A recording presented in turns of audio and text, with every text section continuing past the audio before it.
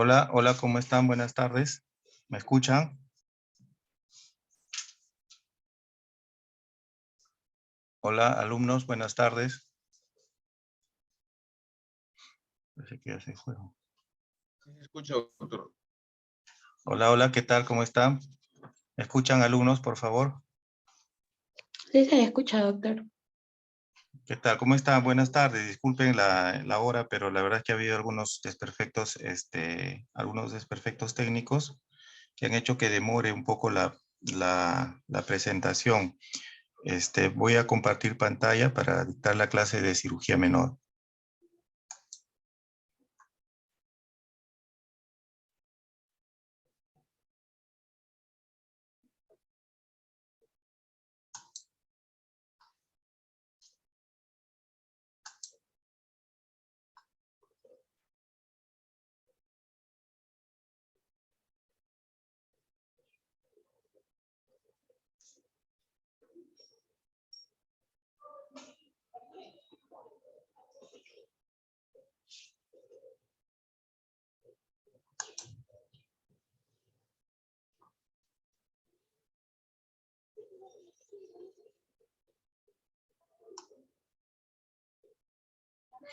Bien, chicos, ¿me están escuchando? Por favor, me dan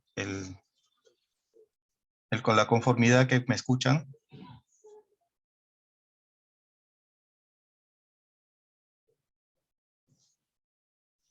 Sí, doctor, sí se le escucha.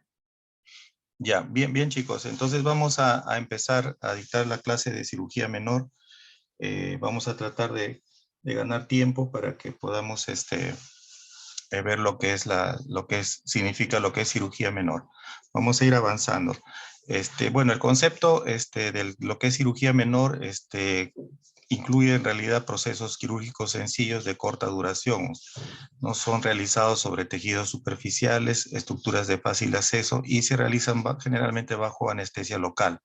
Son en realidad de bajo riesgo y se espera que no haya complicaciones postquirúrgicas significativas.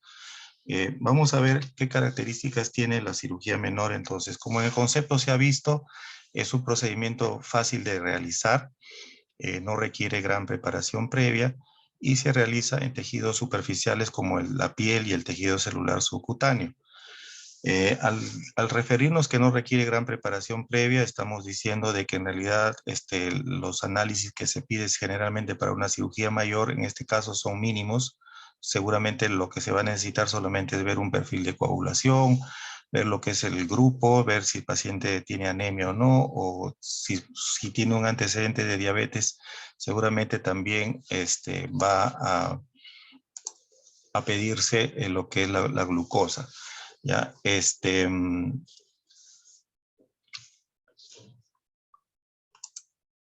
otra característica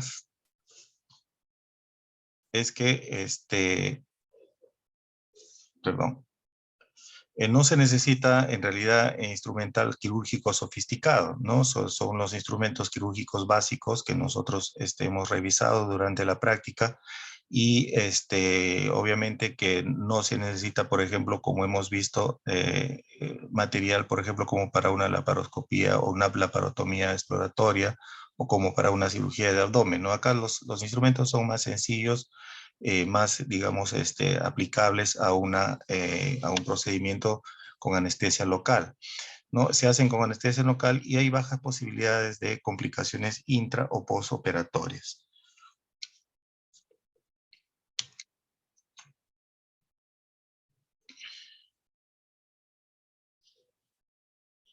Es importante que este tipo de operaciones se puedan hacer y sobre todo el aprendizaje que lo puedan realizar los médicos generales o médicos de familia. Esto es importante que lo aprendan. Recuerden ustedes, como yo siempre les he dicho en las prácticas, ustedes cuando salgan van a salir con el título de médicos cirujanos. Entonces, eso quiere decir que ustedes tienen que aprender un mínimo de intervenciones, sobre todo de anestesia local o de cirugía menor, para que puedan hacerlo ustedes cuando sean posiblemente serumistas, o cuando estén trabajando en un centro de salud de repente, o una posta médica. Son a veces procedimientos simples, por lo tanto es importante que los médicos generales o de familia lo aprendan para que puedan hacer una atención como médicos de atención primaria. Esto es importante, ¿por qué? Porque en realidad proporciona cierta rapidez en la atención a los pacientes, porque a veces si nosotros queremos hacer estos procedimientos que fácilmente lo pueden hacer ustedes, a veces en algunos casos quieren o de repente se imaginan que pueden mandarlo a un especialista, pero para hacer procedimientos de este tipo sencillos, ustedes lo pueden hacer realmente, y eso alivia un poco la espera del paciente, porque hasta que hagan una transferencia, el paciente a veces demora y trae como consecuencia cierta insatisfacción por parte de los usuarios. Esto, en realidad, si es que ustedes lo pueden hacer, aumenta la capacidad resolutiva de los médicos generales o de atención primaria, y en realidad, al atender pronto a los pacientes, se mejora mucho la eficiencia de la prestación sanitaria a los pacientes. ¿Cuáles son las patologías a intervenir en la cirugía menor? Los hemos dividido en patologías urgentes y programadas. Ustedes, cuando roten por el internado en cirugía, que son 3 meses, van a estar pues ustedes en primera línea en el tópico de atención quirúrgica. Entonces, lo primero que van a ver estas patologías que son urgentes y que son las siguientes. En primer lugar, a la cabeza están las suturas de heridas, ¿no? Ustedes ya se han capacitado muy bien en las suturas, ya saben todos los tipos de suturas. Entonces, todo lo que son heridas, ustedes van a poder hacerlo y a realizarlo sin ningún inconveniente, colocando los puntos que ya más o menos les hemos explicado, como son, por ejemplo, los puntos cruzados para los casos de cuero cabelludo, los puntos intradérmicos lo pueden hacer en los casos de cirugías de cara, cirugías estéticas, y los puntos simples que son aplicables para casi todas las heridas. Luego tenemos otra cosa que también muy importante que se puede hacer en emergencias, son el drenaje de los abscesos. Ya más adelante vamos a ver cómo es que se realiza un drenaje de absceso. Luego tenemos también drenajes de hematomas. Ya los hematomas también tienen que ser drenados. ¿Por qué? Porque una colección sanguinolenta que queda en un hematoma, obviamente corre el peligro de infectarse, de abscedarse. O también estos hematomas, cuando no son controlados, pueden formar un síndrome compartimental con, obviamente, cierta lesión de los órganos adyacentes. En este caso vemos, por ejemplo, acá un ejemplo de una contusión de la mano que ha formado un hematoma grande. Entonces el hematoma se debrida, se saca el coágulo y obviamente queda ya a este nivel en la cual se ha debridado totalmente el hematoma, y podemos colocar inclusive acá un dren también. Otra patología que también vemos con mucha frecuencia en emergencias son los panadizos. Los panadizos son colecciones purulentas que se realizan debajo de las uñas. Esto generalmente más frecuente en las uñas de los dedos de las manos. Ya me observen ustedes cómo se coleccionan justo debajo de la uña. Entonces esto hay que debridarlo. Esto produce mucho dolor en los pacientes y es necesario debridarlos y cubrirlos con antibióticos. Otra patología que también vamos a ver con mucha frecuencia en emergencia es las hemorroides trombosadas, ¿ya? O trombectomía hemorroidal. Ya el paciente es muy doloroso, llega a la emergencia con mucho dolor, no puede ni sentarse, a veces con fiebre, y se quejan pues de una sensación de un cuerpo extraño, doloroso en la zona anal. Entonces nosotros, al examinar, encontramos obviamente este tipo de hemorroides que están trombosadas. En realidad son coágulos que han quedado ahí sin poder debridarse. Entonces esto, con un puntito de anestesia y una pequeña incisión, se debrida el coágulo y el paciente queda totalmente aliviado. Luego vamos a ver las intervenciones de cirugía menor programadas. ¿Qué intervenciones podemos hacer nosotros como cirugías programadas? A la cabeza, los nebus, los lunares. Ya ustedes tranquilamente en su tópico, en su centro de salud, pueden hacer unas biopsias de estos lunares, más si todavía vemos un lunar con características sospechosas. Entonces nosotros podemos sacar una biopsia de estos lunares. Observen acá ustedes, colocan ustedes acá previa asepsia, antisepsia, colocan un poquito de anestesia local y lo cubren con un campito fenestrado y luego se hace una incisión en forma de ojal y se retira el lunar. Luego queda un orificio, obviamente, esto se colocan unos puntitos simples y se cierra la incisión. Entonces, esto lo pueden hacer ustedes en un centro de salud, lo pueden hacer inclusive cuando sean internos, también van a hacer este tipo de intervenciones. La otra patología que se puede hacer también son la extirpación de quistes sebáceos, quistes epidérmicos, que son de distintos tamaños, ¿no? Hay unos que son pequeños, mucho más fáciles de hacer, otros que son más grandes, observen acá uno en la nuca, ¿ya? Entonces tienen que aprender cómo es la técnica para extirpar los quistes. Más adelante vamos a ver cómo se hace. También otra cirugía menor que se puede hacer también es la extirpación de lipomas superficiales. Ya sabemos nosotros qué características presentan los lipomas. Esto se puede hacer también en un ambiente de cirugía menor. Otra patología que también se puede hacer son la extirpación de los papilomas. Observen ustedes lo que a veces comúnmente se conoce como lunares de carne, también se pueden extirpar mediante este tipo de cirugías, ¿no? Acá se puede hacer también con una decisión con bisturí o también previo anestesia, obviamente, o también se puede hacer con el electrocauterio, ya también se puede cauterizar. Otra patología también son los uñeros, los famosos uñeros o onicocriptosis, ¿no? En la cual observen ustedes acá, la uña se introduce y se mete en el dedo del paciente, ya en los tejidos, y a veces es una lesión que no se corrige inmediatamente, sino pasa un tiempo, entonces se forma un tejido aberrante que se llama granuloma, ¿no? Se inflama, se infleca, inclusive a veces se absceda, observen ustedes acá un uñero abscedado con secreción purulenta, o produce cierta deformidad del dedo, ¿no? Hay cierta reacción inflamatoria crónica y se produce el famoso granuloma. Entonces es necesario, pues, extirpar este tipo de uñeros. Otra cirugía menor que se puede hacer también fácilmente son las verrugas, ¿no? Esto se hace con electrocauterio, con electrocirugía. Las verrugas víricas, observen acá ustedes verrugas bastante comunes en las manos, en los dedos, pero también sale a veces en la zona de los muslos, inclusive hasta en la cara, ¿no? Previamente se introduce un poquito de anestesia local debajo de la verruga y con el electrocauterio se extirpa la verruga. Otra patología que también se puede hacer con cirugía menor son las famosas queratosis, ¿no? Las queratosis son acúmulos de células hiperpigmentadas a nivel de la piel, como observan ustedes acá, y estos son muy factibles y muy lábiles de extirpar con criocirugía, ¿ya? Se usa la criocirugía que utiliza nitrógeno líquido al frío para poder extirpar este tipo de lesiones. Bien, es importante, hasta ahí lo que se puede hacer como cirugía menor. Es importante, ya hemos conversado con los alumnos de la práctica, es importante siempre buscar la empatía y el aceptamiento del paciente para poder hacer nosotros nuestra cirugía menor.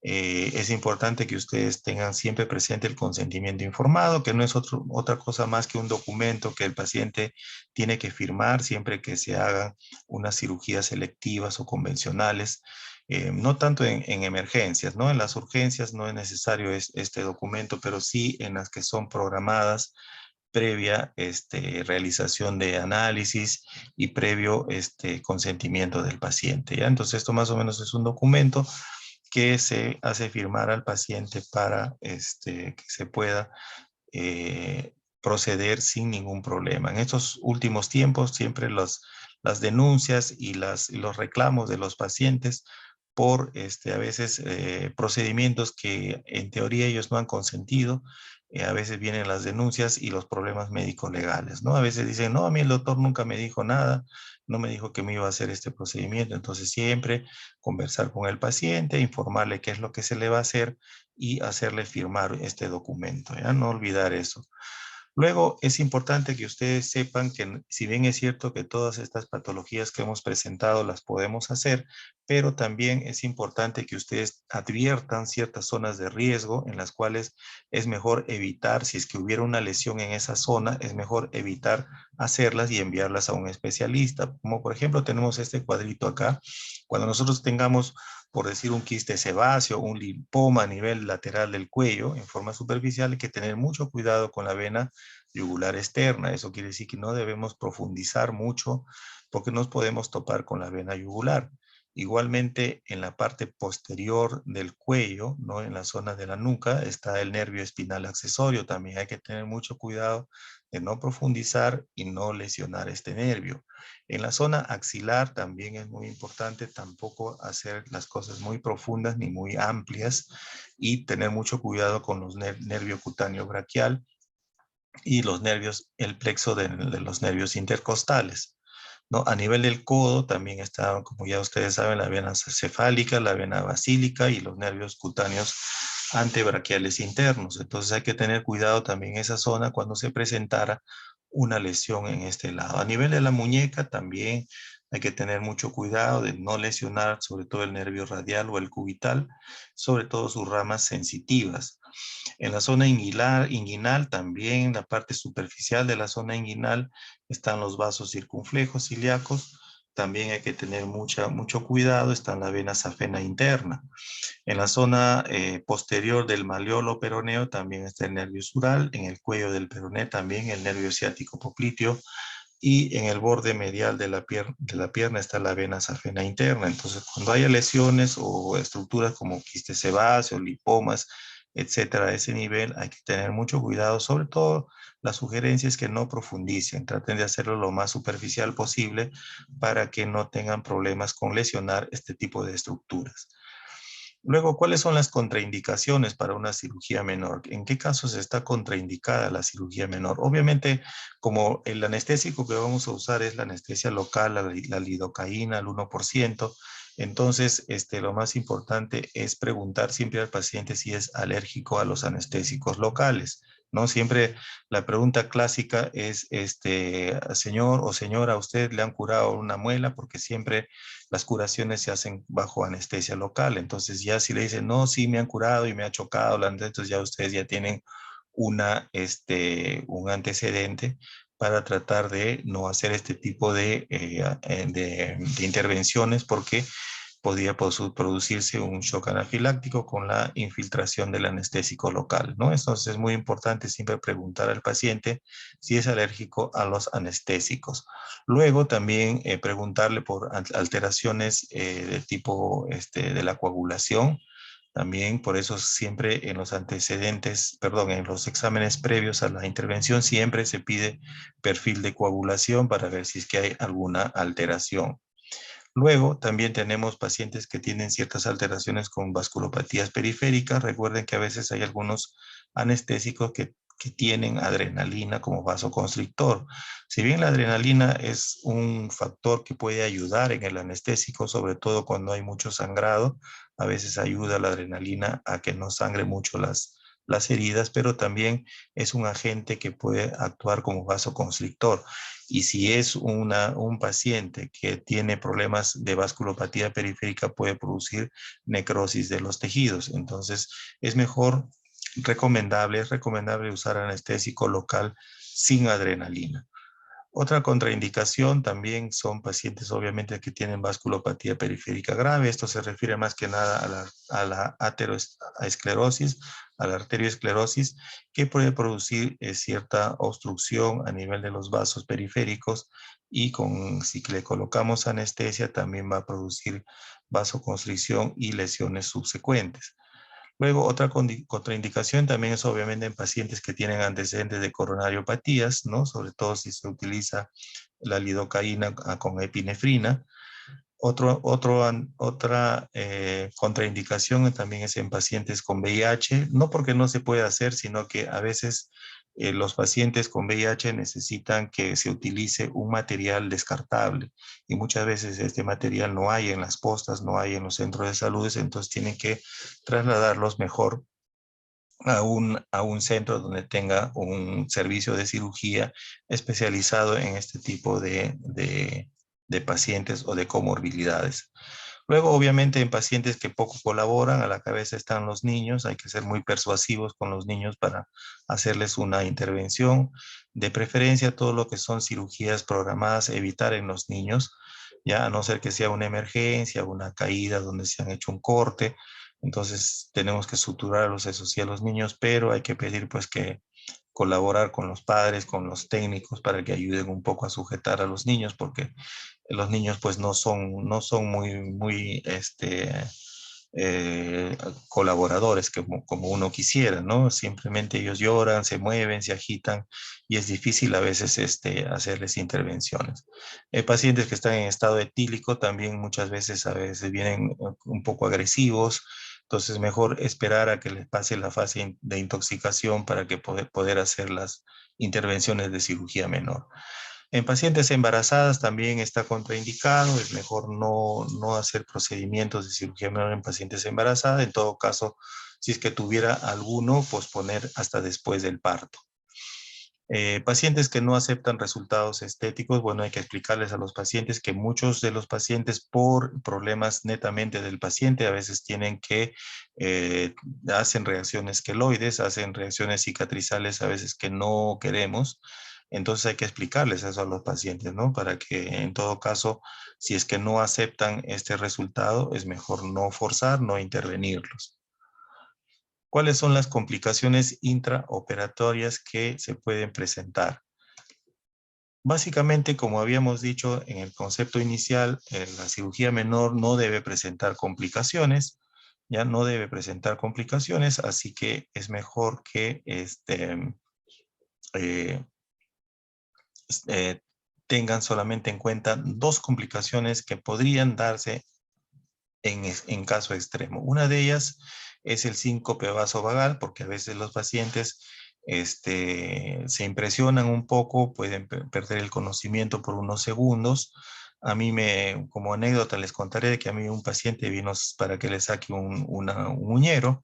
Entonces el paciente estaba sentado, vino él con mucha decisión para que le saquen el uñero.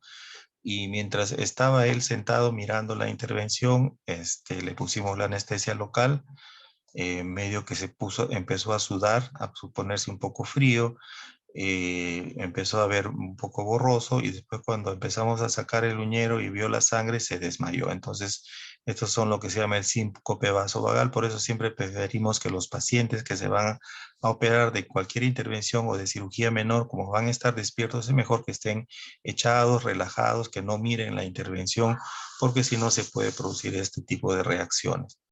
Y en segundo lugar, las hemorragias. Como hemos dicho al principio, estos tienen que ser cirugías que se hacen en tejidos muy superficiales, tanto piel como tejido celular subcutáneo, pero sin embargo a veces hay pequeñas hemorragias. Esto se controla a veces con la compresión directa y a veces también usando el electrocauterio se controla el sangrado de los vasos. Así que no hay que asustarse, se hace una presión directa que es lo mejor, se espera unos segundos y el sangrado para. ¿Ya? O en algunos casos extremos, a veces con la misma sutura que se hace al momento de la intervención, también para el sangrado.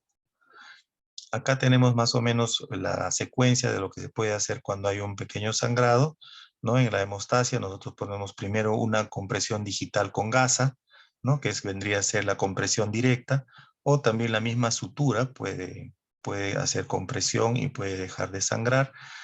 Otra alternativa es un vendaje compresivo para que no sangre, o el pinzamiento. Acá tienen ustedes una pinza hemostática, ya más o menos hemos visto que con esta pinza se logra cohibir el sangrado en caso que sea un vasito de mediano calibre que está sangrando, y ya ustedes son expertos en hacer sus ligaduras, ya saben ustedes hacer sus nudos, entonces hacen una ligadura en el vasito y listo, y se cohíbe y se logra controlar la hemorragia, ¿no? Otra, como les decía, es también con la electrocoagulación. Entonces, ¿cuáles son finalmente las reglas básicas para una cirugía menor segura? Primero lo que hay que hacer es informar al paciente, ¿no? De lo que vamos a hacer. El paciente tiene que firmar el consentimiento informado. Luego tenemos que ser conscientes y actuar en función de nuestras capacidades y conocimientos. Tenemos que ver, bueno, yo he visto cómo se hace este lipoma, o yo en mi internado he sacado varios lipomas, he sacado varios nebus, varios lunares, ¿no? He debridado sesos, entonces yo estoy seguro de que lo voy a hacer. Entonces, actuar siempre en función de nuestra capacidad y conocimiento, ¿no? Entonces, ustedes no se olviden de que cuando son internos, van a hacer todos estos al lado del cirujano principal o de un residente que los va a orientar y los va a guiar. Pero esto les va a servir de experiencia para más adelante ya poder hacerlo solos. Otra característica importante es no intervenir si el diagnóstico no está claro, ¿no? Si ustedes tienen duda de que es a lo mejor, pueden dudar que es un tumor, de repente puede ser una cosa mala, mejor no intervenir si el diagnóstico no está claro. Cuando sean casos de tumores o lesiones malignas, mejor es no intervenir. Hay que identificar bien las zonas de riesgo, no cortar a ciegas. Ya hemos visto en el cuadro de complicaciones el tipo de estructuras que se pueden dañar si es que ustedes profundizan mucho. Toda lesión que se retira o que se extirpa siempre hay que enviar a las lesiones para un estudio de anatomía patológica. Y si hay alguna duda o nos sentimos inseguros, mejor es derivar al paciente y no arriesgar. ¿Cuáles son los cuidados que debemos tener en la herida? Esto es muy importante porque siempre que nosotros suturamos un paciente, vamos a suturar una herida, vamos a hacer una intervención de cirugía menor, el paciente lo primero que te pregunta, doctor, ¿y cómo debo cuidar mi herida? O si no, ¿cómo puedo retirarlo? ¿A qué fecha me retiro los puntos? ¿No? Entonces, esto es una pregunta muy frecuente que les hacen, ¿no? Entonces, lo primero que tenemos que hacer es cuando tenemos una herida que hemos suturado o hemos intervenido, siempre hay que revisar dentro de las primeras 36 a 48 horas la herida para ver cómo está, ¿no? Para ver si de repente ha habido alguna colección, si de repente se nos ha inflamado, no hemos hecho una buena asepsia, antisepsia, de repente se nos infecta la herida, etcétera, ¿no? Al hacer la revisión, si vemos que la herida está bien, hay que aplicar un nuevo antiséptico y volverla a tapar hasta la fecha del retiro de puntos, ¿no? La herida hay que recomendar al paciente que debe mantenerse seca la herida, porque si la moja puede ser también una fuente de ingreso de microbios, ¿ya? Y generalmente el paciente siempre le dice, doctor, ¿qué voy a tomar? Siempre darle un analgésico a la cabeza, siempre el paracetamol cada 8 horas para disminuir el dolor. En el caso de los retiros de puntos, puntualmente, siempre esta es una pregunta que siempre les hacen, ¿no? Doctor, ¿en cuántos días me retiro en los puntos? Bien, ustedes tienen que imaginarse que los puntos que han colocado al paciente, el retiro varía de acuerdo a la zona o el tipo de estructura o de piel que han suturado.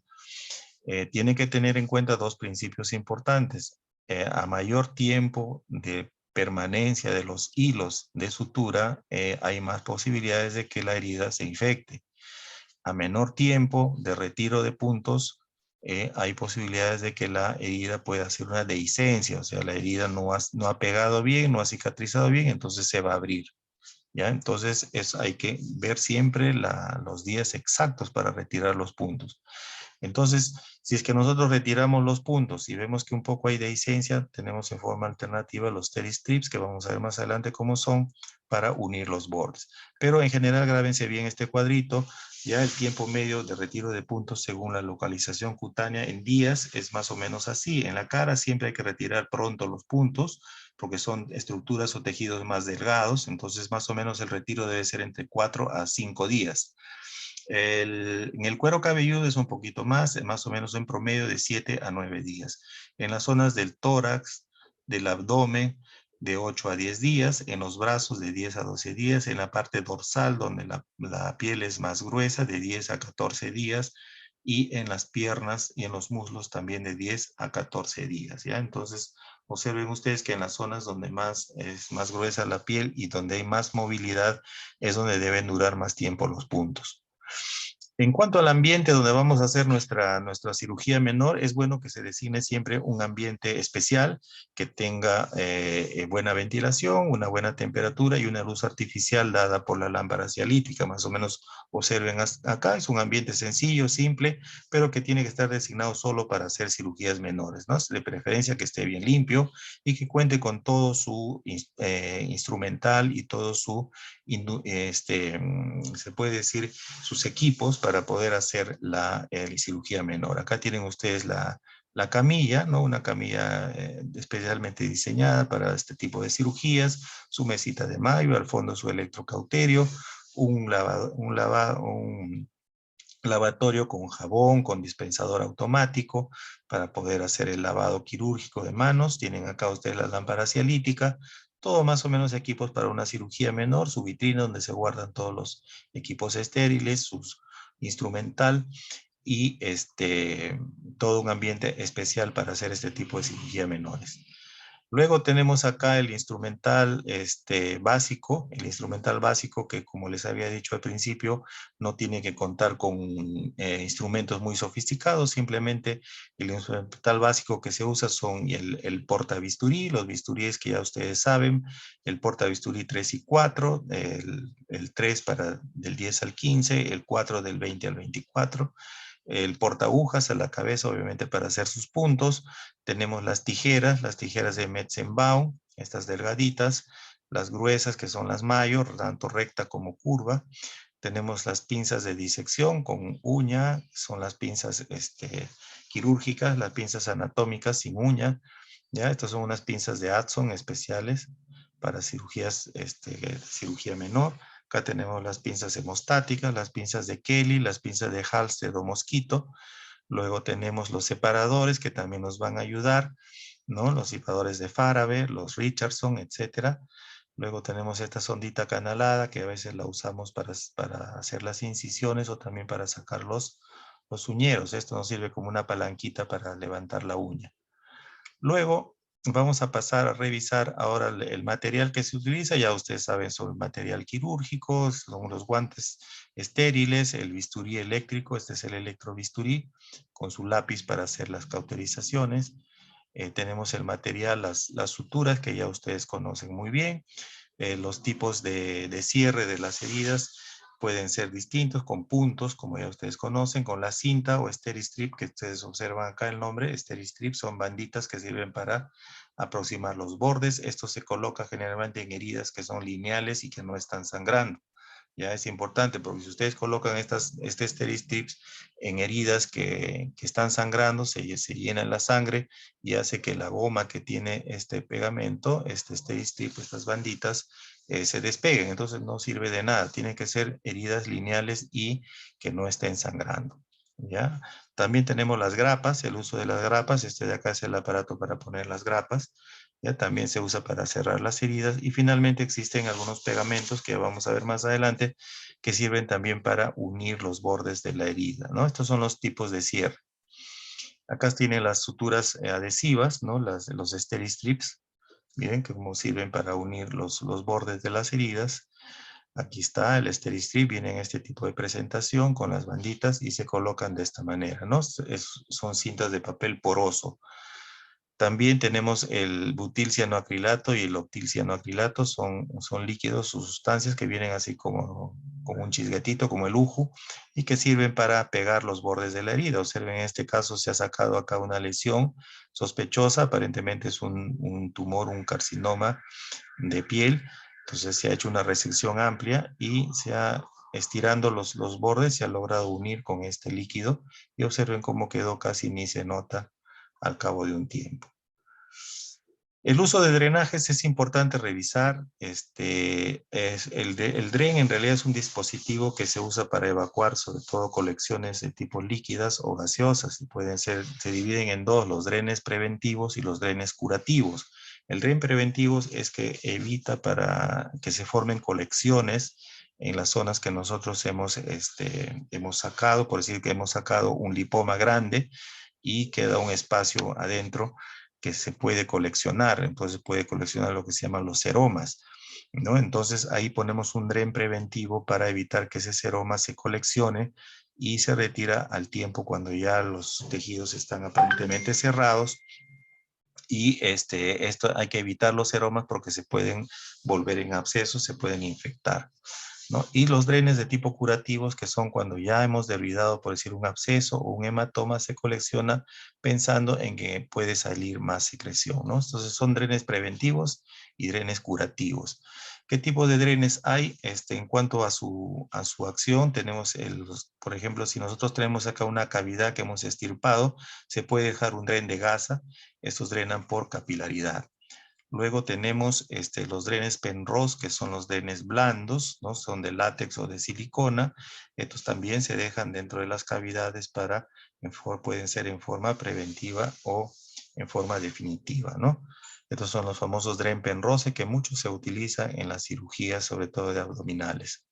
Luego tenemos los drenes semirrígidos, que son los de silicona o de látex también. Son los tipos de Nelaton. Las ondas de Nelaton también sirven para drenar, sobre todo a nivel de cuando se hace intervenciones de vesícula, de vías biliares.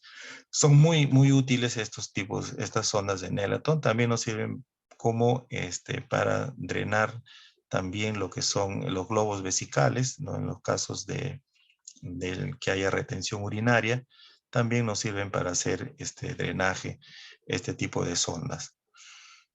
Luego, ¿cuáles son las indicaciones para el drenaje? A la cabeza, pues los famosos abscesos, ahí se colocan los drenes. Acá tienen un dren Penrose que se está colocando en el absceso. Luego tenemos acá también, este es un absceso también grande que se ha debridado. Acá está el dren Penrose.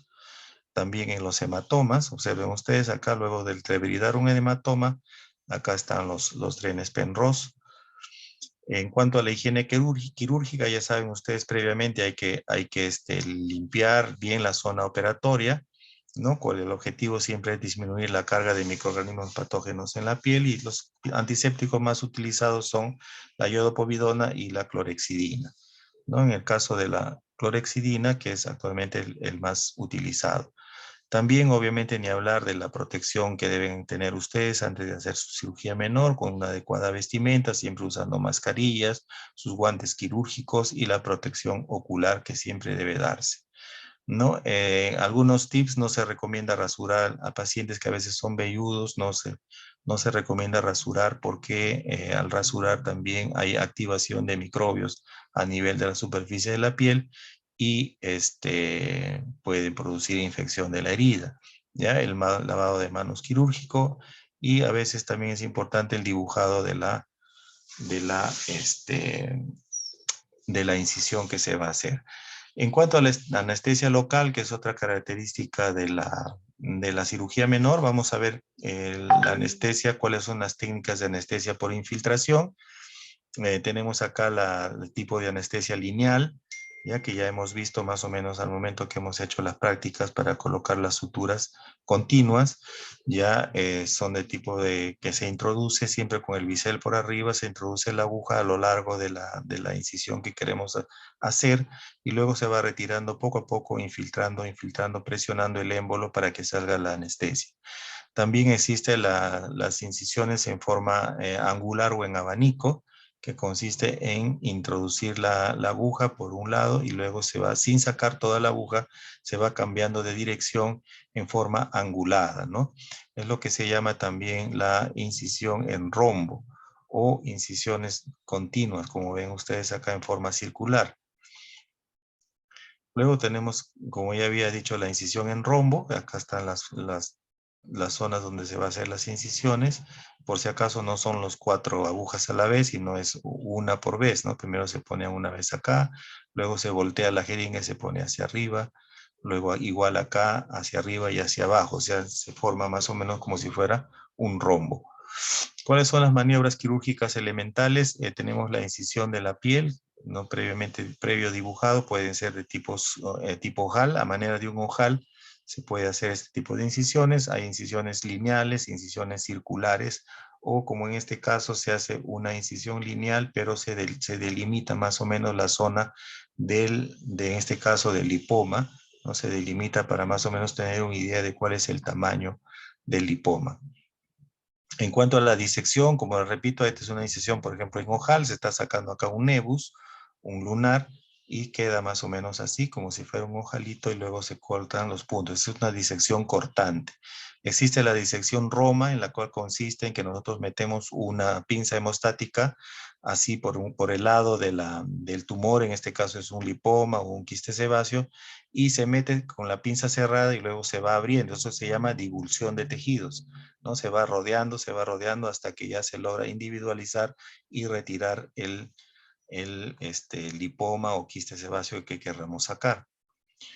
Luego, al final siempre está la sutura. Bueno, y ustedes ya son expertos en suturas. Tenemos las suturas de puntos simples, las suturas continuas, las suturas intradérmicas. Acá están todos los tipos de sutura que ustedes pueden realizar. Luego, ¿cuáles son las intervenciones de cirugía menor más comunes? Vamos a ver entonces a continuación las intervenciones de cirugía más comunes. En la cabeza, los nevus, los lunares que llamamos nosotros. Cuando vemos un lunar así un poquito sospechoso, mejor es sacarlo y enviarlo a anatomía patológica para que le hagan el respectivo estudio, ¿ya? Estos lunares, observen ustedes, son superficiales, prácticamente localizados en la piel, entonces ustedes los pueden retirar de una manera muy fácil. Vamos a ver a continuación un video en la cual se saca un nebus para que ustedes tengan una idea de cómo se realiza este tipo de intervenciones.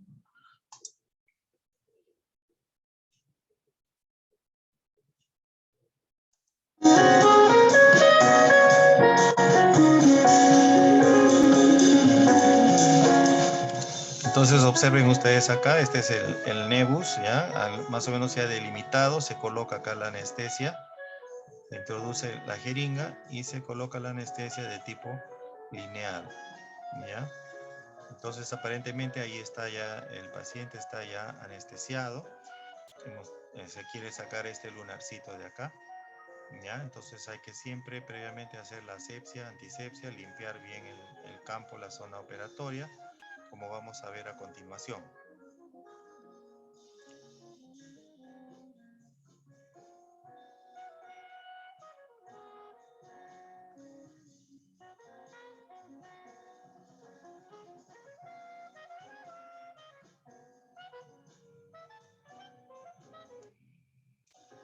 Bien, acá se está haciendo la asepsia con yodopovidona, asepsia, antisepsia, se coloca el campito fenestrado, que ya ustedes más o menos conocen, y a continuación se va a hacer la exéresis o extracción del lunar, ¿no?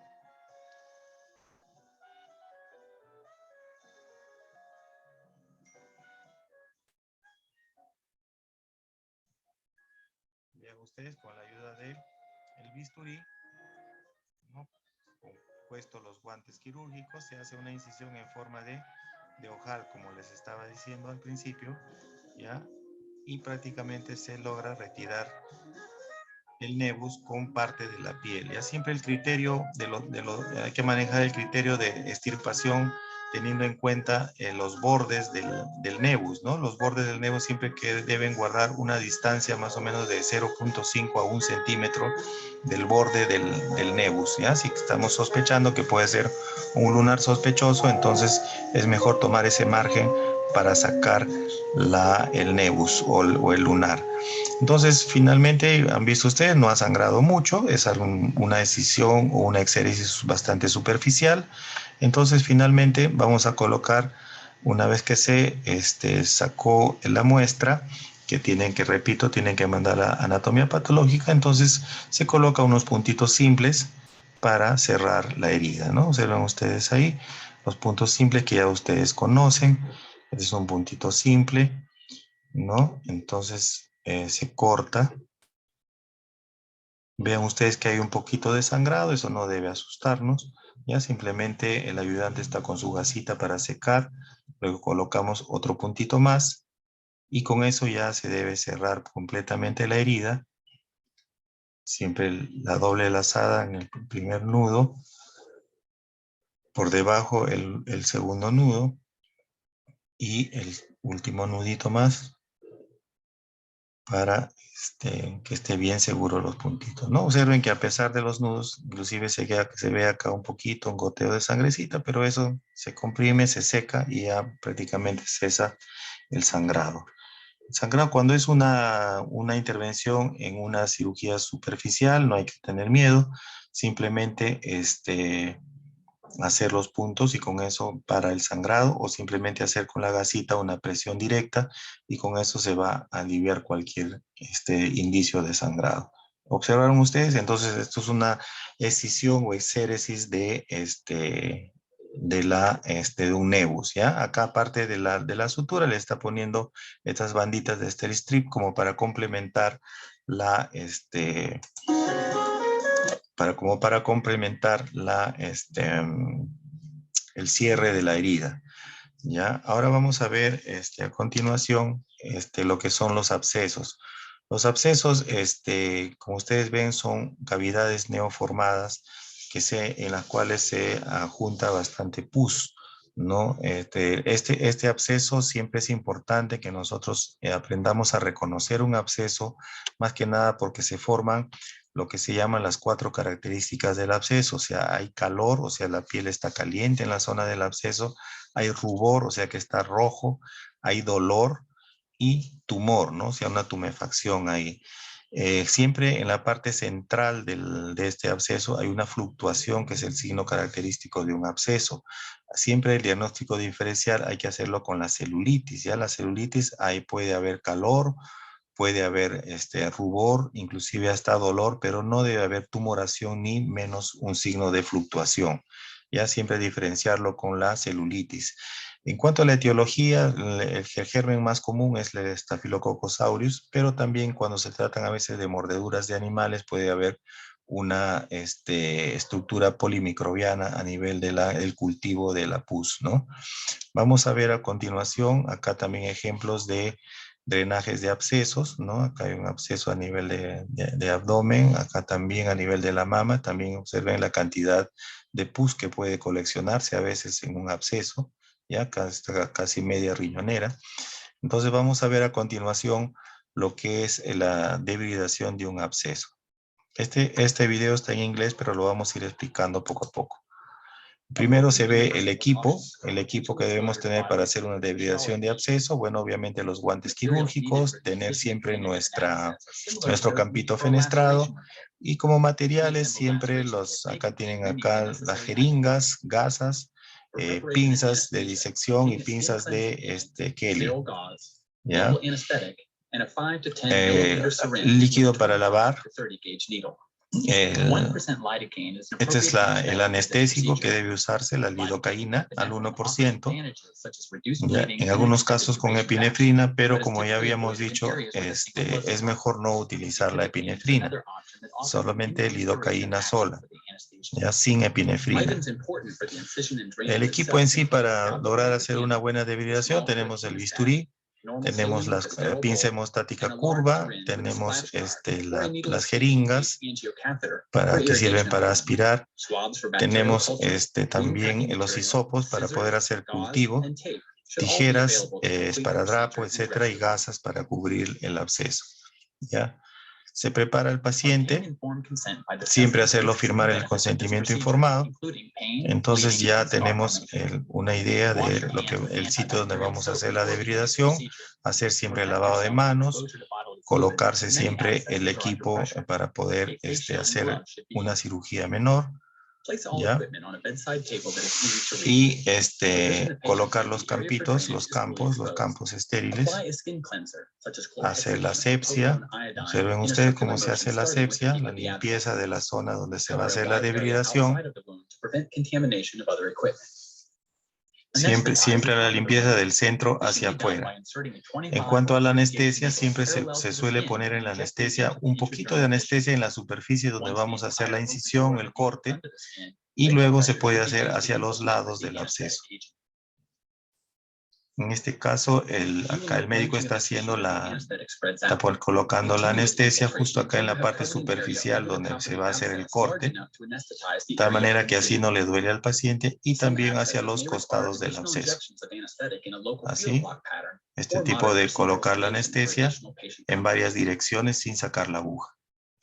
Entonces, a continuación se va a hacer la incisión Se hace la incisión, observen ustedes como la manera de agarrar el bisturí siempre es en 90 grados, una forma presionar hacia abajo, ¿ya? Una vez que se coloca, se logra hacer la incisión, se trata de ampliar un poquito. Al ver que salió la pus, observen acá, tiene que estar en 90 grados la incisión.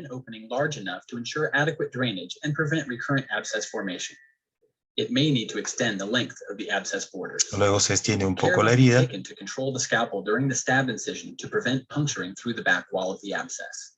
Está prohibido profundizar mucho. Esta incisión en 90 grados es superficial nada más, mientras se vence solo la piel. Y luego metemos la pinza hemostática para separar los bordes y ver que salga un poco más de pus. En este caso está introduciendo los hisopos para hacer cultivo de este material purulento y ver, sobre todo cultivo y antibiograma, ¿no? Para ver a qué gérmenes son sensibles estos microbios. Se presiona un poco más hacia los lados para lograr sacar todo el contenido purulento, ¿ya? Una vez que sale el contenido purulento, a volver a meter la pincita de disección para explorar, porque a veces hay abscesos tabicados o a veces hay doble absceso. Entonces, con eso se logra aperturar un poco más la cavidad virtual del absceso, ¿ya? Y explorar un poco cuál es la profundidad y el tamaño del absceso, ¿no? Para eso nos sirve la pinza de disección. Luego, acá se hace un lavado de la cavidad donde ha estado el absceso con suero fisiológico.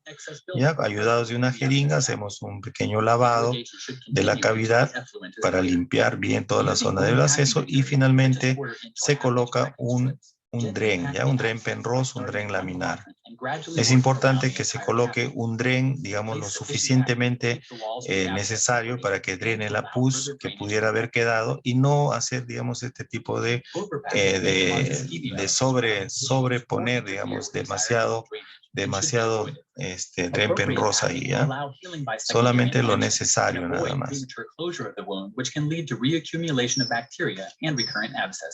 Bien, esto entonces es con respecto a la debridación de abscesos, ¿ya? Entonces tenemos que tener en cuenta siempre esos detalles para hacer una secuencia de más o menos cómo se hace la debridación, ¿no? Bien, ahora vamos a ver lo que es la onicocriptosis o lo que es la uña encarnada. Este de acá a la izquierda tienen ustedes el material que más o menos se utiliza para sacar un uñero. Ya han visto ustedes acá el granuloma y más o menos cómo se realiza la escisión de un uñero. Vamos a ver rápidamente cómo se saca un uñero.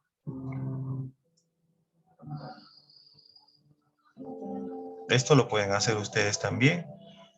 Agarran ustedes, ponen primero la anestesia, ¿no? Generalmente se pone una anestesia troncular hacia los lados del dedo en este caso, porque sabemos que hacia los lados pasa el nervio sensitivo.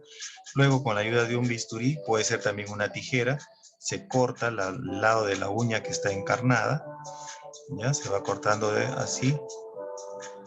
Y con la ayuda de nuestra pinza de hemostático, pinza de Kelly, cogemos así y sacamos el uñero, ¿no? Observen ustedes esta uña que estaba metida dentro del borde del pie, del dedo. Sale un poquito de sangre, obviamente, es normal. Este es el uñero que estaba metido, ¿ya? Y luego se hace aquí un vendaje compresivo, ¿ya? Se comprime bien y no va a haber problemas con el sangrado.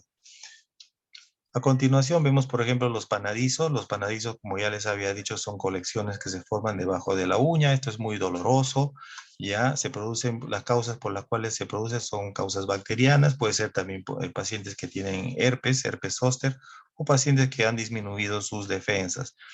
Los síntomas son el enrojecimiento del borde de la uña, es un dolor de tipo urente, tipo quemazón, y siempre se caracteriza por tener pequeños abscesos que hay que debridarlos. El tratamiento es tanto médico como quirúrgico. O sea, médico quiere decir que esto tiene que tomar sus antiinflamatorios, sus antibióticos, y la parte quirúrgica es la debridación del pequeño absceso que se forma.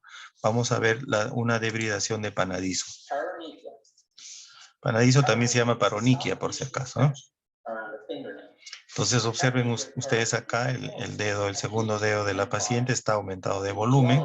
Entonces se le va a colocar acá su anestesia su anestesia regional en este caso, siempre a los lados del dedo. La anestesia, ¿ya? Se inyecta lidocaína al 1%, siempre a un lado y al otro lado. The presenting complaints are pain, tenderness, and swelling in one of the lateral folds of the nail. Bien, entonces una vez que está anestesiado el paciente, se procede a hacer el corte. Observen ustedes ahí cómo se hace el corte aquí y empieza a salir la pus. ¿Ven? Son pequeñas bolsitas de pus que se forman detrás de la uña y que son necesarias extirparlas, porque esto produce, como repito, mucho dolor en el paciente y tenemos que extirparlas para que calmarle el dolor y darle sus antibióticos para que esto se pueda revertir, ¿no? Observen ustedes que también hay un pequeño sangrado, pero esto con la compresión se comprime, se limpia y se evita que pase a mayores el sangrado. Nunca hay que tenerle miedo a estos pequeños sangrados que se pueden cohibir solamente con la compresión, ¿ya? Una vez que hemos debridado el hematoma, ya el paciente ya hay que hacerle un vendaje compresivo también. Y como repito, darle su antibiótico y su antiinflamatorio.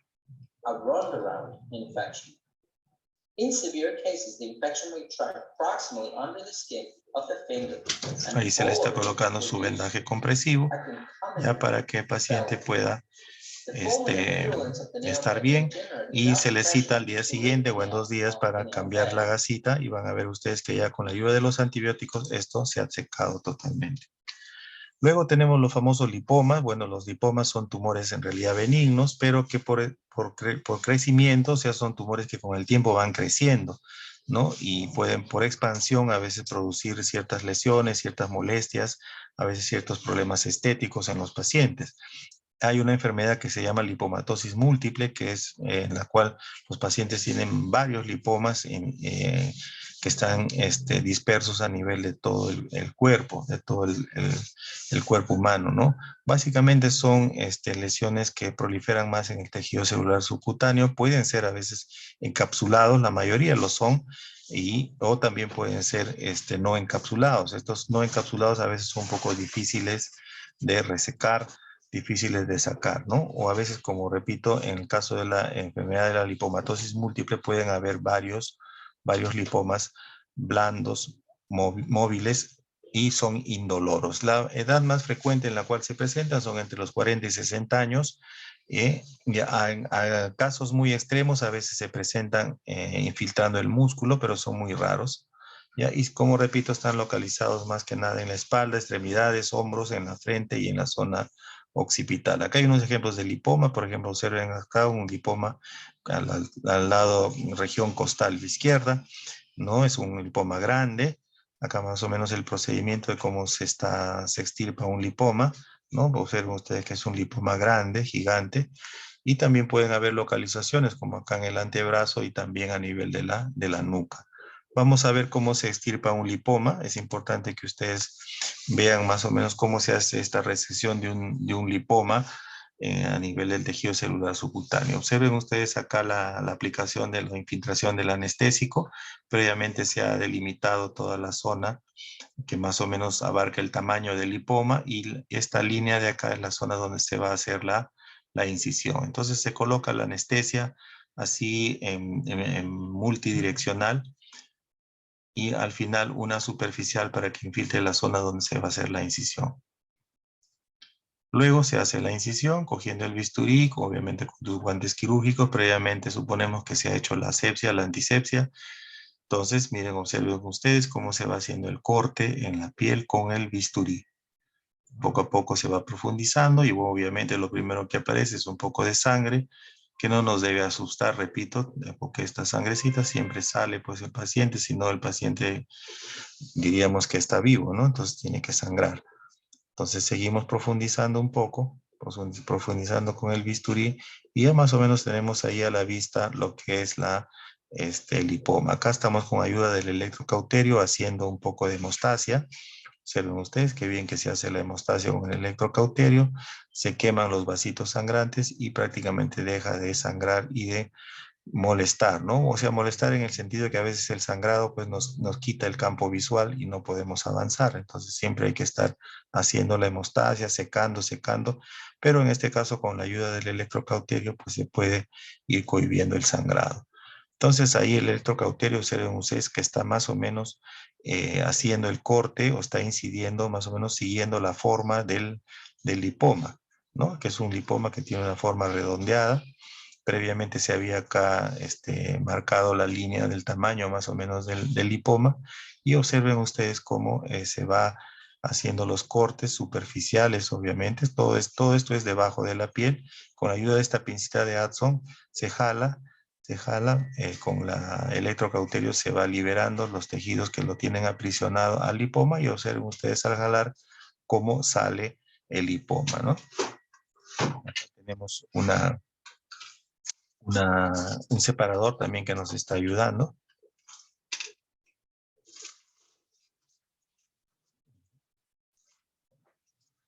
Es un separador de Volkmann, ya ustedes también lo conocen. En su clase de instrumental ya lo han visto. Y observen que si se sigue usando el electrocauterio ya para cortar todo el tejido que lo mantiene adherido al lipoma. Realmente es un tejido fibroso, ¿ya?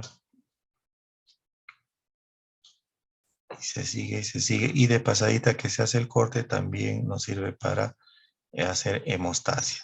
Entonces hasta ahí observen ustedes, se ha hecho la exéresis de la pieza, ¿no? En este caso del lipoma, se hace una revisión de hemostasia. Esto es muy importante que graben este nombre, este concepto, revisión de hemostasia. Siempre hay que mirar, hay que revisar de que no haya ningún sangrado, que no haya ningún vasito que esté por ahí oculto y que esté sangrando.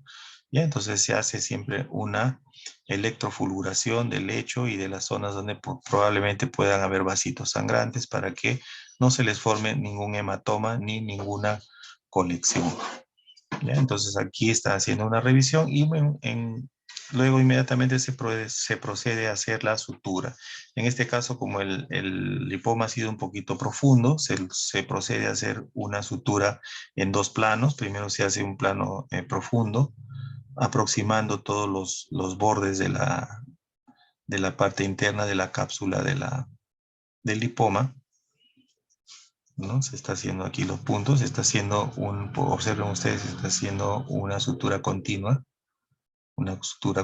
para el primer plano. ¿Te falta mucho? 15 minutos. Espero porque estamos volviendo a la iglesia. Sí. ¿Espero? Entonces acá tenemos una sutura continua. Observen ustedes que se está haciendo en planos profundos. Y se hace el nudito que ya ustedes conocen. Bueno, en este caso está haciendo el nudo en forma manual. Y luego se va a hacer la sutura de la piel. Bien, ahí están los bordes. Entonces, en la piel, bueno, en este caso el cirujano le está haciendo una sutura intradérmica, que ya ustedes también ya han visto cómo es la técnica, cómo se hace. Observen ustedes cómo se hace una sutura intradérmica, ¿no?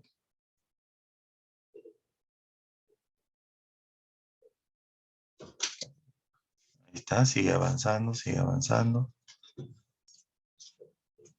Siempre procurando no cruzar esos puntos intradérmicos para poder luego retirar el hilo en forma normal y que no haya ahí cierta tracción o se puede decir cierta resistencia a retirar el hilo, ¿no? Esto es muy importante.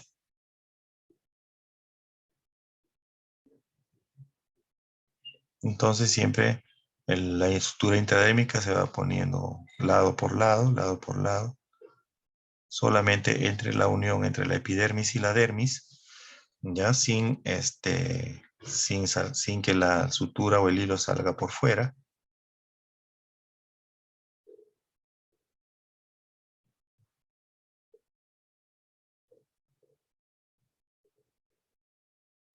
Muy bien. Prácticamente se está terminando la sutura y finalmente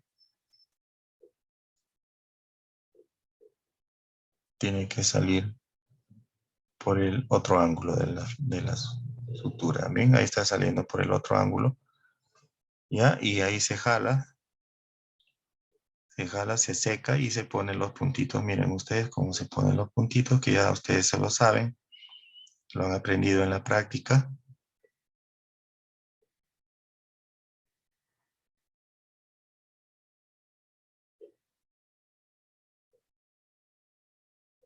Al otro lado también igual.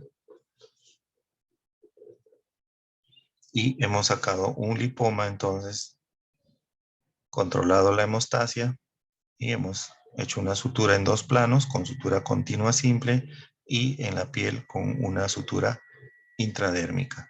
¿Ven? Para que ustedes vean cómo todos estos procedimientos se pueden aplicar con todo lo que hemos visto en la práctica, ¿no? Finalmente vamos a ver lo que es un quiste sebáceo. Ya los quistes sebáceos también son estructuras que se forman, ya ustedes saben, por una obstrucción del folículo piloso, el poro del folículo piloso, ¿no? Entonces se obstruye y se va formando con el tiempo un quistecito, es como así como un tumor circular que se denomina quiste sebáceo o quiste de inclusión, también se le llama, ¿no? Entonces, el quiste sebáceo es un quiste epidermoide o quiste velloso, velloso porque es la glándula sebácea que va pegada al vello, y ahí son protuberancias de crecimiento lento que se encuentran debajo de la piel. Se produce por inflamación y obstrucción de los folículos pilosos, exactamente el poro que les había dicho, por donde se drena la glándula sebácea, se obstruye y se forma este tipo de quiste, ¿no? Se presenta mayormente en el cuero cabelludo, en la cara, en las espaldas, en la zona inguinal y en las orejas. Vamos a ver un videíto de una extracción de quiste sebáceo en mama para que observen ustedes también cómo se realiza esta exéresis. Acá está el quiste sebáceo, ya ha sido delimitado, se ha marcado ya la zona donde se va a hacer la incisión, se limpia con yodo povidona y se coloca la anestesia previa, ¿no? La anestesia local. Muchas veces la anestesia local se coloca más o menos de acuerdo a la técnica descrita, pero a veces hay pacientes que son un poquito más resistentes a la anestesia. Entonces, a veces cuando se inicia el procedimiento, a veces el paciente se queja, ¿no? Dice, ay, me duele, no, póngame más anestesia. ¿No? Entonces, a veces es necesario a veces colocar un poquito más de anestesia o de repente colocar en un plano un poquito más profundo para que al paciente no le duela, ¿no? Eso suele ocurrir a veces cuando anestesiamos al paciente, los pacientes se demoran en tener en que coja la anestesia, mejor dicho, ¿no? Bueno, acá ya tenemos la colocación del campo fenestrado, ¿no? Ya se ha delimitado más o menos la zona que se va a hacer la exéresis del quiste sebáceo y se va a proceder a coger el bisturí para hacer la incisión.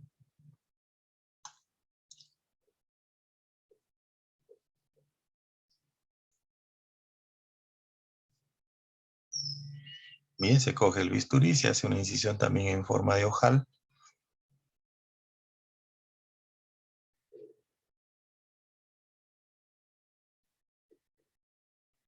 Observen acá en el puntito, acá en el punto medio hay como un poquito de unto sebáceo que está saliendo, ¿no? Del quiste.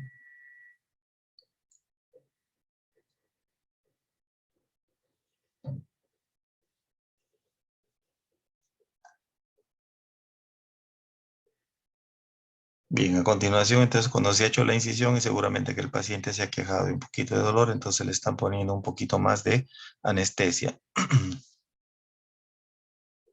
Un poquito más de anestesia.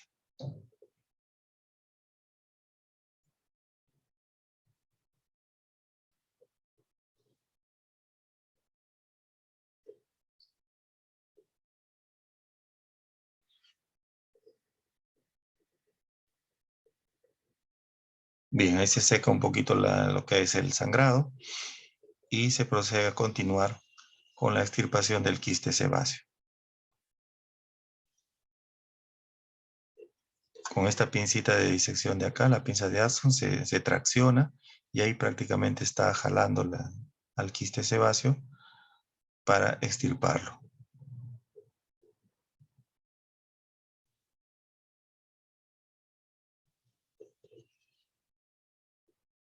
Listo, ya salió.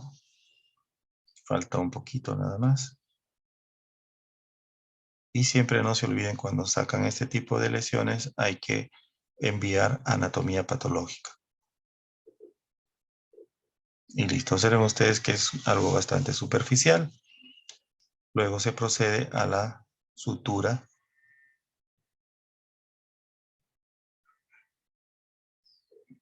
A la sutura de la herida.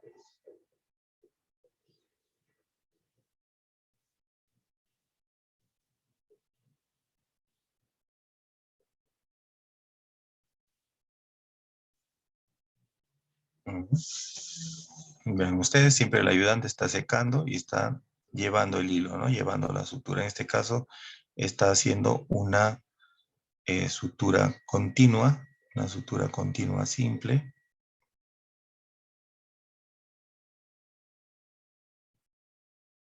Siempre el ayudante secando, secando, para que el cirujano pueda ver, el primer cirujano pueda ver bien la herida, ¿no? Y por dónde va a pasar la aguja.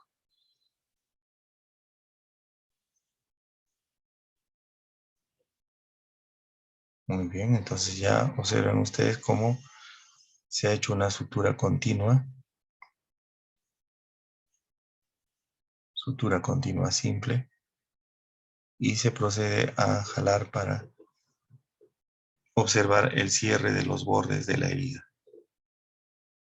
Ahora, muchas veces, la sutura, un poco pues ya por precaución del cirujano, puede que se coloque algunos puntos más adicionales para que la sutura quede bien hermética, bien cerrada, no se abra, no haya dehiscencias. O también a veces puede usar, aparte de la sutura, miren, observen, acá está poniendo unos puntitos simples de refuerzo. Ya, al parecer ahí hay un poquito de sangrado. Puede colocar, se puede combinar este tipo de suturas. Eso es un puntito simple de refuerzo que se está colocando. Y también se puede inclusive ayudar con banditas de microporoso del Steri-Strip. También nos ayuda a aproximar los bordes, ¿no? La idea es que quede sellada, totalmente hermética la herida, ¿no? En este caso parece que le va a colocar también el Steri-Strip, que es las banditas microporosas. Ya observen ustedes ahí. Una buena secada. Y ya no. En este caso, entonces se ha logrado completar el cierre total y hermético de la herida. Luego se le coloca su gasita y listo, ¿no? Bueno, en este caso está poniendo varios refuerzos para que sobre todo no se desprenda lo del microporoso.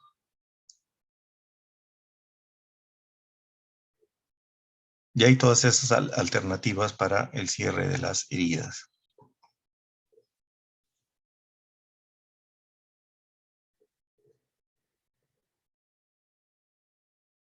Este es un líquido antiséptico que a veces también se coloca encima para evitar sobre todo la infección de la herida. Bien, al final se hace un poquito de hemostasia, de compresión, y se coloca la gasita que va a ser revisada. No se olviden, entonces siempre los pacientes preguntan en cuánto tiempo voy a revisar la herida. Entonces más o menos usted le dice más o menos de 36 a 48 horas tiene que ser revisada esa herida. Le sacan la gasa, si ven que está todo normal, lo limpian con un poquito de alcohol y vuelven a poner una gasita hasta los días que más o menos calculan ustedes que se debe retirar la herida. En este caso, como es en parte del pecho, del tórax, es más o menos de 10 a 12 días, ¿no es cierto? Bien. Eso sería todo, chicos, entonces con respecto a cirugía menor. Gracias por su atención, disculpando siempre por la tardanza en que hemos empezado, pero espero que esta clase les haya servido para tener una idea, un panorama realmente de lo que podemos hacer con cirugía menor. Como repito, Ustedes con el debido entrenamiento lo pueden hacer, no es necesario ser especialista en cirugía. Ustedes pueden hacer estos pequeños procedimientos que no solamente incluyen lo que han visto, sino también está incluido el retiro de puntos, también está incluido las suturas en sí que ustedes van a hacer en emergencia, y desde ya desearles de que puedan ustedes en algún momento aplicar este tipo de procedimientos. Muchas gracias por todos. Si es que hay alguna pregunta, pasamos a la clase que va a dictar la doctora Tesi. Muchas gracias.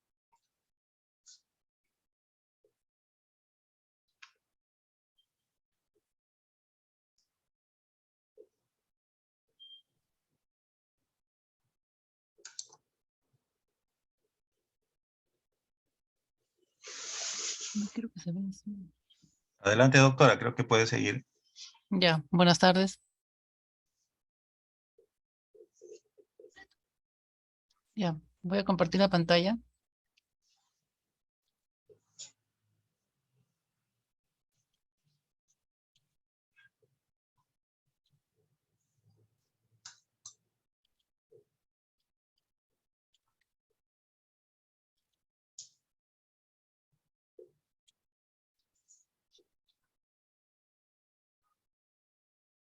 Ya, buenas tardes, ¿me escuchan?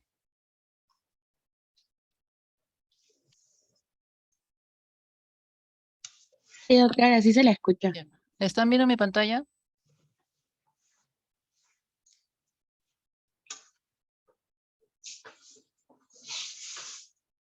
Chicos, Sí, ¿ven la doctora. pantalla? Sí, sí, doctora. Ya. Ya, a ver, buenas tardes. Soy la doctora Tesi Cecilia Vergara Maura, cirujano general. El día de hoy me ha tocado darles la clase sobre procedimientos básicos.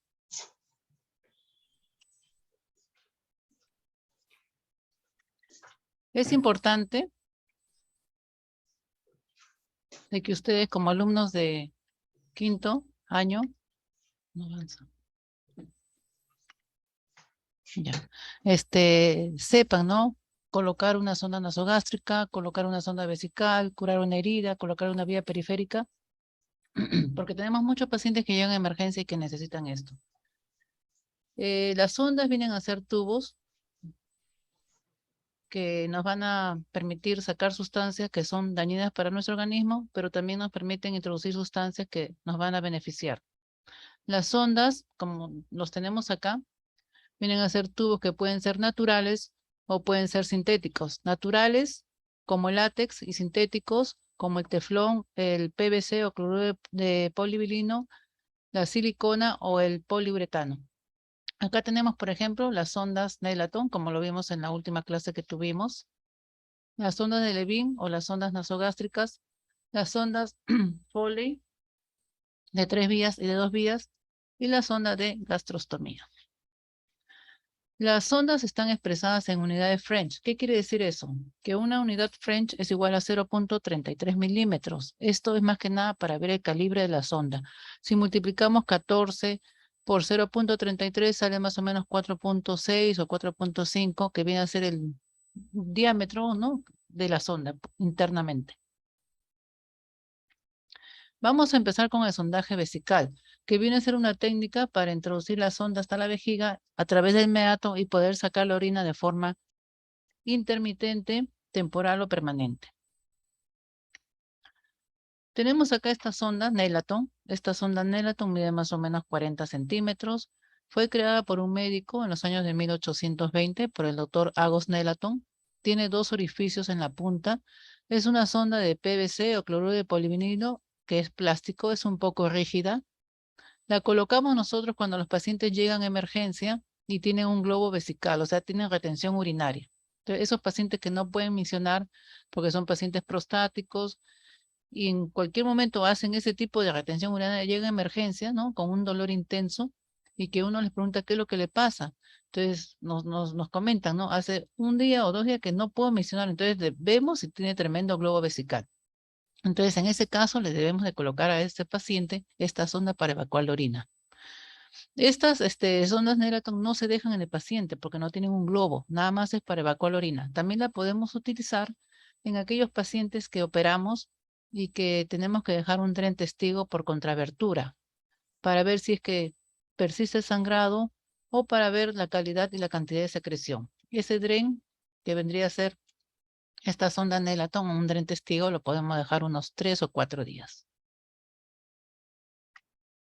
El otro tipo de sonda viene a ser la sonda Foley, de 2 vías y de 3 vías, ¿no? En la de 2 vías tenemos acá que por este conducto va colocada la bolsa colectora y por acá insuflamos para hacer el globo vesical. En cambio, en la de 3 vías, la del centro es para la bolsa colectora, donde está el aditivo es para el globo vesical de la sonda y por el otro lado colocamos un irrigador. Como ven acá ustedes, ¿no? Colocamos un equipo de venoclisis que va conectado a suero o si no agua destilada para que durante las 24 horas del posoperatorio del paciente drene, ¿no? Ingrese a la vejiga, haga un lavado y salga por esta sonda. ¿Qué pasa si un paciente posoperatorio inmediato de vías urinarias no le dejamos una sonda de 3 vías? El paciente se va a llenar de coágulos. ¿Y esos coágulos por dónde salen? Si nada más le ponemos la de 2 vías. No puede salir por ningún sitio. Entonces tenemos que volver a ingresar al paciente para reoperarlo y para hacerle sacar los coágulos y hacer una limpieza. Entonces todo paciente operado de las vías urinarias debe tener una sonda de 3 vías. Esta sonda permanece en el paciente 2 semanas. Algunos dicen que se puede sacar a los 10 días, otros a los 14 días. Pero ese es el tiempo máximo siempre y cuando sea una sonda de este material, que es látex. En el caso de los pacientes que tengan sonda siliconada, que es una sonda un poco más fina, puede permanecer hasta 2 meses. ¿Qué número de sonda colocar a nuestros pacientes? Si son varones, números altos, 16, 18. Si son mujeres, número 12, número 14, probablemente hasta 16, pero es un poco raro. Indicaciones con fines diagnósticos y con fines terapéuticos. Con fines diagnósticos para saber un control estricto de la diuresis. También para administrar contraste para estudios radiológicos y para obtener muestras de orina para los cultivos. Y con fines terapéuticos, todo paciente que tiene una neuropatía obstructiva y llega con problemas de retención urinaria y también para irrigación continua vesical en casos de hematuria. Acá, por ejemplo, tenemos una paciente politraumatizada. No sabemos si está consciente o no, pero si llega inconsciente hay que ponerle su vía periférica, hay que ponerle una sonda vesical y probablemente de repente una sonda nasogástrica. Acá tenemos otro paciente con globo vesical. Acá tenemos pacientes que tienen vejiga neurógena, son generalmente pacientes jóvenes. Ellos conocen, ellos 3 veces al día se cateterizan la vejiga con las sondas Nelaton, es decir, hacen su limpieza como se les enseña, sacan la orina, botan la sonda, a mediodía vuelven a hacer lo mismo y en la noche vuelven a hacer lo mismo. También en pacientes escarados o multiscarados, que a veces la escara no mejora, ¿no? Esta úlcera de presión no mejora, entonces se le indica al paciente una sonda vesical. Las contraindicaciones son los procesos infecciosos, uretritis aguda, prostatitis aguda, cuando hay una rotura traumática de la uretra. ¿Y cómo lo sospechamos? Porque el paciente tiene uretrorragia, tiene un hematoma perineal o escrotal y tiene deformidades del pene. También pacientes que tienen alergia a los anestésicos locales o al látex y los que tienen incontinencia urinaria. En ellos no podemos colocar una sonda vesical. Siempre, como les he dicho a mis alumnos, tener todo el material al costado. No podemos estar en ese momento pidiendo la bolsa, la jeringa, las gasas, no. Debe tener uno en su mesa al costado, todo listo, ¿no? La bolsa colectora, gasas, guantes, la riñonera, un poco de agua, el jabón, la sonda vesical, la lidocaína, las agujas, la jeringa, el suero. Todo eso debe estar al costado de uno. Nosotros nos tenemos que hacer siempre un lavado clínico, nos ponemos los guantes, el paciente varón debe estar echado en decúbito dorsal, cogemos el pene en 90 grados y le colocamos una gasa alrededor y empezamos a hacer el lavado, ¿no? Con agua y jabón. Un buen lavado de todo el pene por el surco, unas 2 o 3 veces. Después colocamos una gasa al costado, dejamos ahí el pene y hacemos cambio de guantes. Una vez que hemos hecho el cambio de guantes, tenemos que colocarle anestesia, ¿no? Entonces cogemos la silocaína en gel y la pasamos por todo inmediato, como ustedes están viendo acá. O si no, también podemos colocar dentro de la jeringa, sin aguja, el gel y pasarlo por toda la uretra. Tiene que ser buena cantidad. ¿Por qué? Porque es bien doloroso. La sonda la cogemos de esta forma. La sonda no debe de estar chocando con nada. El pene en 90 grados, introducimos la sonda. Introducimos la sonda, cuando sintamos que ya no pasa, bajamos más o menos 45 grados y seguimos introduciendo la sonda. La sonda debe de entrar en su totalidad. Si no, que entre 20 centímetros y estamos seguros que estamos en la vejiga. Después hacemos el globo vesical, le colocamos acá la bolsa colectora y pegamos la sonda en el muslo del paciente. En el caso de las mujeres, la paciente debe estar en posición de litotomía, ¿no? Echada y con las piernas abiertas. Entonces, necesita siempre de la ayuda de otra persona para que nos pueda echar el agua y el jabón. Hacemos nuestro lavado clínico, nos colocamos los guantes, abrimos bien los labios mayores y menores y alguien por arriba echa un poco de jabón y de agua y hacemos un buen lavado. La técnica es la misma, nos colocamos un poco de silocaína en el guante, o nos coloca, mejor dicho, un poco de silocaína en el guante, embadurnamos nuestra sonda y la introducimos. Siempre hay que fijarse bien, porque a veces uno se confunde, ¿no? Entonces el mato es bien pequeñito. Uno dice, no, lo voy a ver ahí abierto, pero no es así. Se ve un puntito minúsculo. Entonces uno más o menos ya ve dónde está e introduce la sonda. Igualito, cuando conecta la bolsa colectora, le hace el globo y la conecta y la pega al muslo. ¿Cuánto tiempo debe estar la sonda? Como le dije, 2 semanas. A las 2 semanas ya se retira, igualito, hace su lavado de manos, se coloca los guantes y primero tiene que desinflar el globo. A veces hay muchas personas que no saben y uno la manda a retirar la sonda. Ellos nunca vieron cómo la colocaron, entonces uno le dice, anda a retirar la sonda. ¿Sabe? Sí, sí sé. Entonces va y pum, jala la sonda y le rompe la uretra a la paciente. Primero hay que retirar el agua del globo de la sonda. Así debe estar colocada en la paciente mujer. Les he traído un video pero en una maqueta para que lo vean.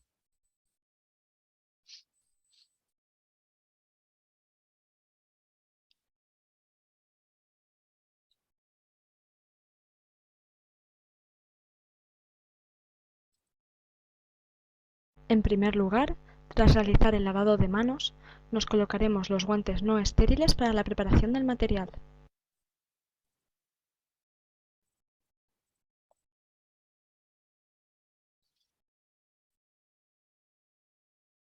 A continuación, colocaremos el paño estéril sobre el paciente. Procuraremos no manipularlo mucho.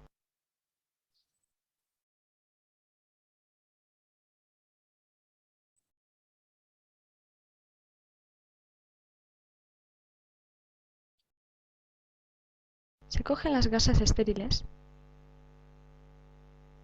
y se abren sin tocarlas y se depositan encima del paño. Así conservan su esterilidad.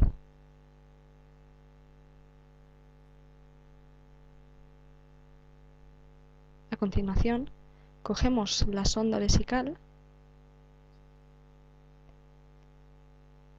la abrimos y la colocamos sobre el paño estéril.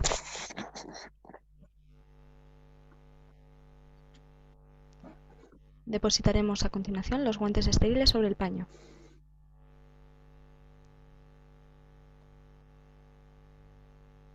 Cogemos una jeringa de 5 mililitros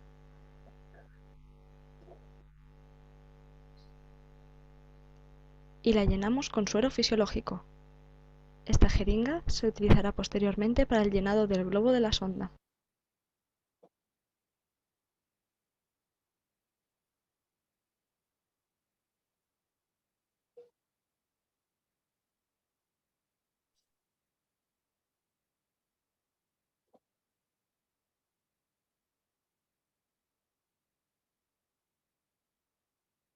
Por último, cogemos el lubricante urológico y empapamos las gasas con él, evitando el contacto directo del tubo con las gasas.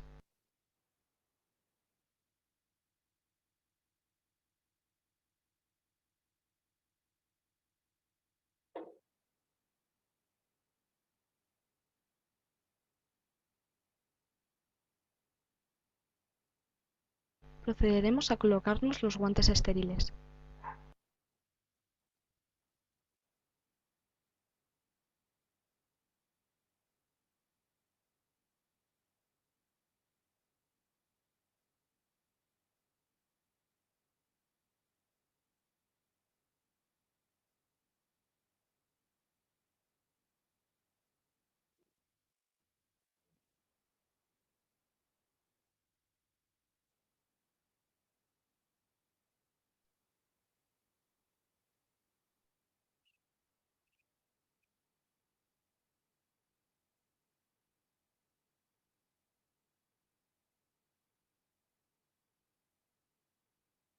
Para la colocación de la sonda, sacaremos la sonda de su envase.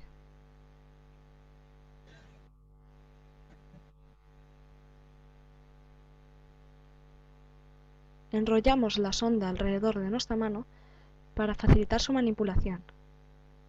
La empapamos con el lubricante urológico que hemos colocado en las gasas y procedemos a introducir la sonda en la uretra. Para ello, debemos separar los labios de la paciente. Cuando lleguemos a la vejiga, observaremos que refluye orina y conectaremos la bolsa de recogida de la orina.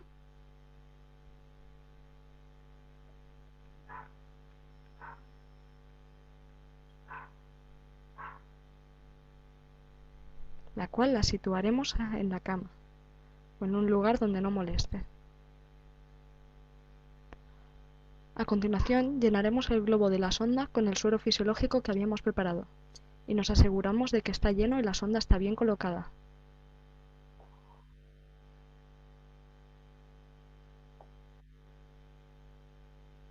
Para ello daremos un ligero tirón y comprobaremos que la sonda no se mueve.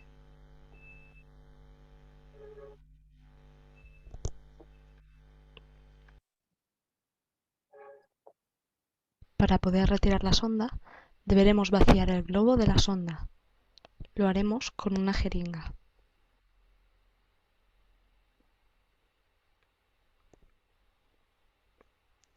Cuando el globo esté vacío completamente, retiraremos la sonda con cuidado y desecharemos el material.